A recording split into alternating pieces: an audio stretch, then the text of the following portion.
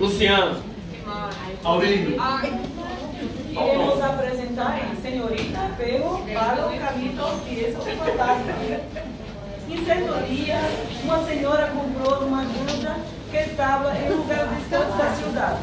Essa granja era conhecida por histórias macabras. Digo que apareceu muitos fantasmas. Então, a senhora comprou a propriedade e se foi a viver lá. E Pero viajou com ela, que era seu grande amigo. Um dia, em um amanhecer frio e escuro, se escutou um ruído estranho. Deus meu! Que foi essa? Será bandido?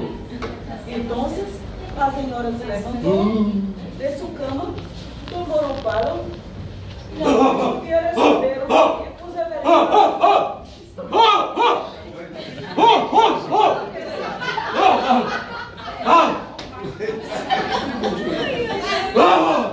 será bandido? Paulo, escudeiro, fui averiguar o que estava passando. Quando pegou no lugar, sentiu frio, seus cabelos se eriçaram e suas pernas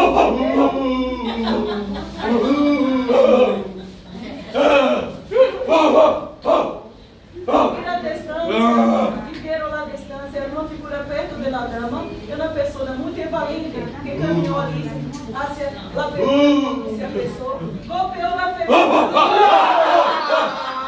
e caiu se levantar.